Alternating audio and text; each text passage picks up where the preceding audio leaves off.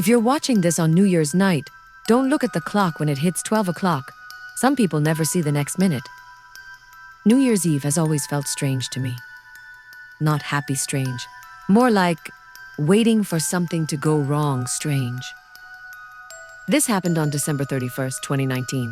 The night everyone was screaming, "New Year, new beginnings." For me, it became the night I learned that some years don't want to end. 11:42 p.m. I was alone in my apartment. No party, no friends. Just cheap fireworks popping outside and my phone lighting up with fake "miss you" texts. The building was old, so old that the walls ticked even when nothing moved. The clock on my wall was a hand-me-down from the previous tenant. I never bothered changing it because it worked. Or at least I thought it did. At 11:42 p.m., the ticking stopped. Not slowed, not skipped. Stopped. I stared at it. The second hand was frozen between two marks. Then my phone buzzed. A notification popped up. Unknown number. Don't celebrate, don't count, don't look at the clock. I laughed nervously. Probably a prank. New Year jokes. I typed back. "Who is this?" Seen. No reply. 11:55 p.m. The ticking started again. But now, it sounded wrong. Too loud. Like the clock was inside my head. Outside, people were cheering. Someone screamed, "10 minutes!" That's when I noticed something terrifying. My phone still said 11:55 p.m. The clock on the wall said 11:55 p.m. But the TV countdown channel said 11:47 p.m. 3 clocks, 3 different times. Then the power went out. Darkness swallowed the apartment, except for the glow of my phone.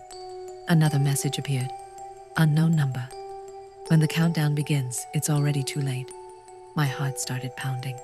11:58 p.m. Knocking. Soft, slow. I hadn't invited anyone. I checked the peephole. Nothing. Then the knocking came again, this time from inside the apartment, from the bedroom. I backed away, shaking. The bedroom door slowly creaked open. Nobody was there. But the clock in my bedroom, a small digital one, lit up. 11:59. It began counting backward. 59, 58, 57. My phone vibrated violently. Unknown number. They come when the year ends. 11 hours, 59 minutes and 30 seconds. Fireworks exploded outside. People were screaming. I covered my ears, eyes locked on the digital clock. 30, 29, 28. Suddenly, the reflection in my TV screen changed. I was still standing there. But behind me, there were people. Dozens of them, all staring at the clock. Their mouths moved in perfect sync. They were counting. But their voices didn't match the numbers. They were saying my name. 12 a.m. The clock hit 0. Everything went silent. No fireworks, no cheering, just silence. The wall clock started ticking again, but backward. The TV turned on by itself. A live news broadcast appeared. The headline read, "Missing Persons Report. New Year's Eve, exact time, 12 a.m. The camera zoomed in on a photo. My photo, dated January 1st, 2020. Behind me, I felt breath on my neck. Cold. Wrong. A voice whispered, "You stayed when the year left." After midnight, I don't know how long I stood there. Time didn't move anymore. The clock was stuck at 12 o'clock. My phone had one final message. Unknown number. Every new year needs someone to remain behind. Reflection people stepped forward. One by one, they walked into me. My body felt heavier with each one, like I was being filled with years that never ended. Epilogue. They found my apartment days later. The door locked from the inside. Food untouched. Phone dead. But the wall clock? It was ticking. Perfectly. Still stuck at 12 a.m.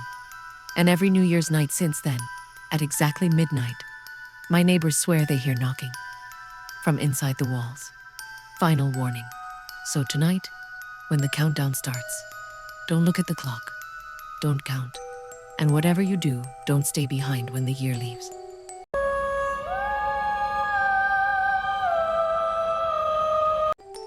If your New Year's resolution is to survive the next year, don't read this after midnight. The last promise of the year can cost you everything. Everyone makes resolutions on New Year's Eve. Quit smoking, lose weight, be happier. What no one tells you is this. Some resolutions listen back. December 31st, 11:18 p.m. I was invited to a New Year's party I didn't remember agreeing to. The address was handwritten on a torn piece of paper slipped under my apartment door. No message, just an address and 3 words. Come before midnight. I should have ignored it. But something about the paper felt warm, like it had been held for a long time. The building was on the edge of town, an old community center shut down years ago after a fire. The sign still hung crooked. Welcome 2024. Inside, the lights were on, and the place was full. 11:32 p.m. There were at least 30 people. All strangers. No music, no drinks, just chairs arranged in a circle. In the center was a wooden box labeled, New Year Resolutions Drop Before 12. A tall man with a smile that didn't reach his eyes clapped his hands. Rules are simple, he said. Write your resolution, drop it in the box. At midnight, the year decides who keeps theirs. I laughed awkwardly. Who keeps theirs? He stared at me too long. Who survives it? 11:45 p.m. Everyone wrote silently. I noticed something disturbing. No one wrote good resolutions. One woman wrote, I promise to stop screaming. A teenage boy wrote, I won't run anymore. A man across from me trembled as he wrote, I'll accept what's behind the door. My hands were sweating. I almost didn't write anything, but the man with the smile was watching. So I wrote something stupid. I want to stop feeling alone. I folded the paper and dropped it into the box. The wood felt like skin. 11:59 p.m., the lights flickered. The man opened the box. Inside wasn't paper. It was darkness. Deep, moving. The countdown began not from a phone or TV from the walls. 10, 9, 8. People started crying. One woman tried to leave. The door wouldn't open. 7, 6. The man smiled wider. Resolutions are promises, he said, and promises must be kept. 12 a.m. The lights went out. When they came back, the first scream hit like glass. The teenage boy was gone. His chair was empty, but his resolution paper was taped to the wall, written again, in red. Then another scream. A man vanished mid-blink. Then another. People disappeared one by one, each leaving their resolution behind, rewritten, fulfilled in the worst way possible. The woman who promised to stop screaming? Her mouth was gone. Smooth skin where it used to be. My turn. I felt something tug my chest. A door appeared behind me. White, clean, too clean. The man whispered in my ear, You asked to stop being alone. The door opened. Inside were all the people who had vanished. Standing, silent, staring. Their eyes turned toward me, waiting. I understood them. I wasn't going to disappear. I was going to stay with them forever. Morning, January 1st. Police reports say the building was empty. No bodies, no signs of struggle. Just one wooden box. Inside it was a single piece of paper, written shakily. I promised to warn others. That's why I'm writing this. Because tonight, somewhere near you, there's a room being prepared, and it's waiting for promises. Final warning. Be careful what you promise this new year, because the year doesn't forget, and it always collects.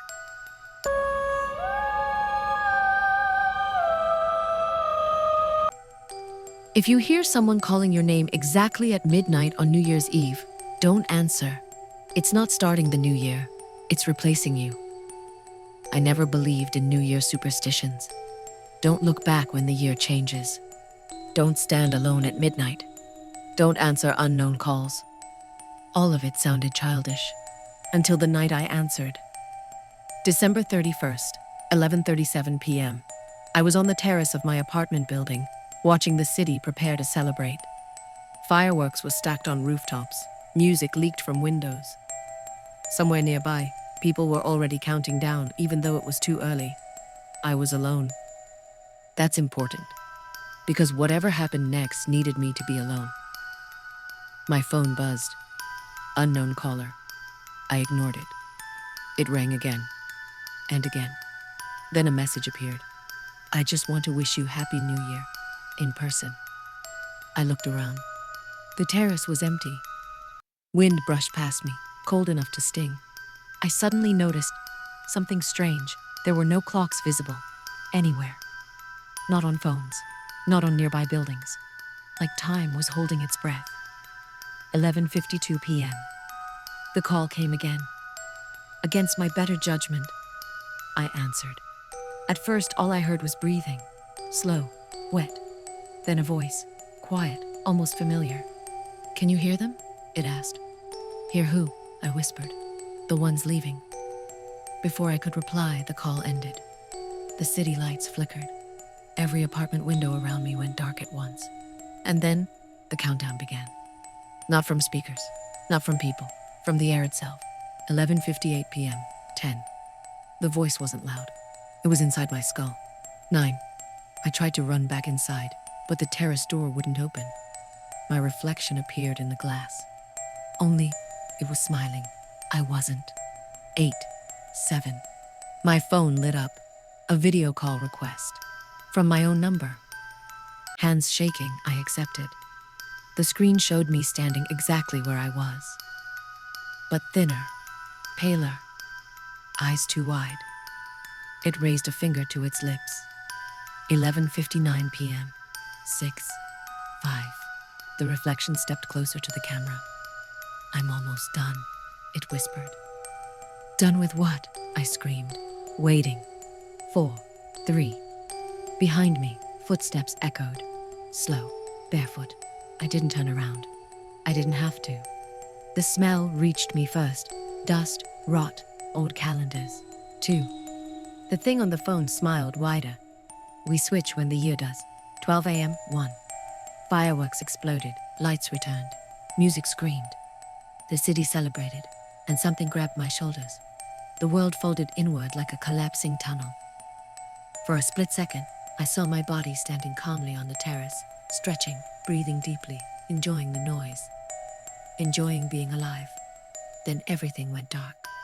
January 1st, somewhere else. I woke up in a place with no windows, no doors, just walls covered in names. Thousands of names. Dates written beside them. All New Year's days. I found mine at the bottom. Answered at midnight. That's when I realized I wasn't dead. I was replaced. Every year when people answer calls, voices, knocks at midnight, they don't disappear. They get moved. And someone else gets to live their year instead. Epilogue. If you see someone acting slightly different this new year, smiling too calmly, enjoying life too much, check their phone. If all their missed calls are from themselves, you'll know. They answered. Final warning. When the clock hits 12, let the year change without you. Because something is waiting to change with you.